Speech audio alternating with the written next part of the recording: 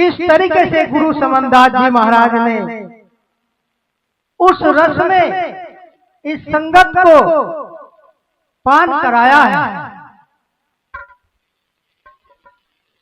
तो एक उन्हीं की साथ में एक गांव यहाँ पड़ता है, जिला मेरठ के अंदर, लावड़ कस्बे के अंदर। वो गांव है समसपुर, और समसपुर के एक साथ जो वे अब महात्मा बन चुके हैं, गुरु का जब वैराग्य लगा, गुरु का ज्ञान उनको होया, तो वे महात्मा है इस समय। और उनकी उम्र जो है, महात्मा उनका नाम है महात्मा अत्रेदास। उनकी उम्र कम से कम 100 के लगभग हो रही है। तो उसको कैसे ज्ञान होता है और गुरु महाराज अगम का ज्ञान किस तरीके से करवाते हैं। सिरसली गांव पड़ता है यहीं पे बागपत में। तो सिरसली में रुके हुए थे सभी गुरु महाराज के साथ जितने भी साधु संत थे। तो उस व्यक्ति को, उस महात्मा को, अत्रेदास को गुरुजी ने कहा कि भाई तू अपने घर चला जा, और तेरा घर जाना बहुत जरूरी है। वो सोचता है कि पता नहीं गुरुजी, यहाँ तो सत्संग की तैयारी चल रही है, आज रात को सत्संग का आनंद उठाना है। और सेवा भी करते थे वे उस समय, उन्होंने कुछ समय गुरु महाराज की सेवा भी की है, रोटी भी बनाई है। तो गुरुजी को वो कहता है कि गुरुजी क्या बात है, मुझे तो आज आपके पास ही रहना है। लेकिन गुरुजी कहते हैं भाई तेरी बहुत जरूरत है वहां, तू अपने घर पहुंच जा। और उसको कहते हैं कि ये मेरा आदेश है, रास्ते में तुझे 3 आदमी मिलेंगे रोकने के लिए कि हमारे चल, और तू रुकना मत, सीधा अपने घर पहुंच जा।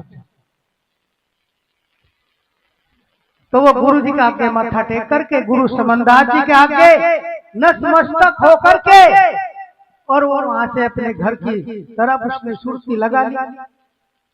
जैसे ही वो रास्ते में चल रहा था, उसे वही 3 आदमी उसको मिले। वे कहने लगे महाराज जी हमारे चलो, जैसे गुरु भाई मिल जाते हैं रास्ते में। लेकिन गुरु जी की बात उसको ध्यान थी, वो नहीं रुका, और वो सीधा अपने जो है घर पहुंच गया। जब घर पहुंच गया तो उसकी जो उसकी भगतनी थी, वो इतनी भजन करती थी, इतना सुमरण करती थी, ये बताया जाता है, वो अपने मुख से बताते हैं कि वो अपने घर चले गए और दूसरे घर पे रुक गए। तो उनकी जो घरवाली थी, जो महात्मा थे वे, उनकी घरवाली सुमरण में और ध्यान उनका बड़ा ही प्रचंड था। तो वे शाम को रुक गए वहां, और 4 बजे शाम के टाइम वो जो उनकी घरवाली थी वो गांव में घूमने लगी। उसने कहा कि कल सुबह 4 बजे गुरु महाराज का आदेश हो गया है, और मुझे गुरु जी के साथ जाना है। जिसे दर्शन करना है अभी, जिसे मुझे मिलना है, पड़ोसी को मिलना है, लड़कियों को मिलना, या किसी को भी जो है बातचीत करनी है, वो शाम के टाइम ही कर लो।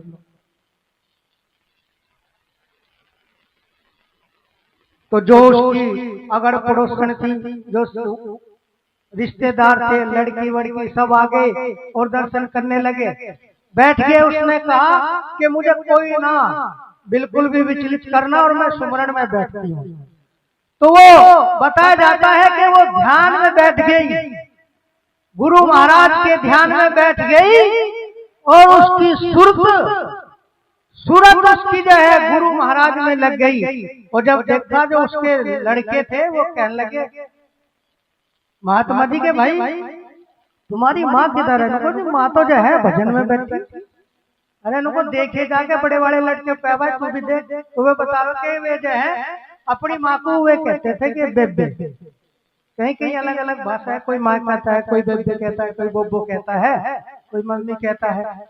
तो वहां में बेबे कहते थे। वो कहने लगी नुको जब बेबे तो ऊपर बैठी कमरे में जो है वो भजन कर रही है। भजन करी तो सारे के सारे वहां गए। तो ये बताया जाता है कि उसने 4 बजे का समय दिया और जैसे ही उसको हिलाया वहां जाकर के तो जो है पीछे को ऐसे ही वो ध्यान में पीछे को ऐसे ही वो गिर गया। यानी कि उसका जो हंस था वो हंस वो सूरत वो सबद में जाके मिल गई, गुरु महाराज में जाके मिल गई, सतगुरु रविदास में जाके मिल गई। तो ऐसे सतगुरु समनदास जी का मार्ग है गुरु प्रेमियों। जो गुरु महाराज के मार्ग को जान गया, काना लागी लागी सब कहे लागी ना जाने कोई, और लागी उसके जानिए जो आर पार जा हो। तुम्हारे लग रही है तो जब दूर दूर से आ रहे हैं यहाँ। और आज वो महात्मा जिनकी धर्म पत्नी थी वो, आज वो महात्मा जो है कभी इफ्तारपुर आश्रम पे रहते हैं तो कभी पावली आश्रम पे, और उनकी लगभग 100 साल की उम्र होने जा रही है। और अब भी कम से कम भी 3-4 घंटे बैठे हैं वो। यानी भजन की क्रिया अब भी 3-4 घंटे पुलस्ती अक्षर मार के बैठ जाता है। और भजन में तो कहते हैं कि भाई 8 पैर कर भजन गुरु का, 7 पैर घर का धंधा, या नहीं, 1 पैर कर भजन गुरु का, 7 पैर घर का धंधा। 1 पैर जो है 3 घंटे का होता है 1 पैर। लेकिन गुरु महाराज इसीलिए जो और भी जो है संत महात्मा और भी वाणियों में भी बताया जा रहा है कि जो सार है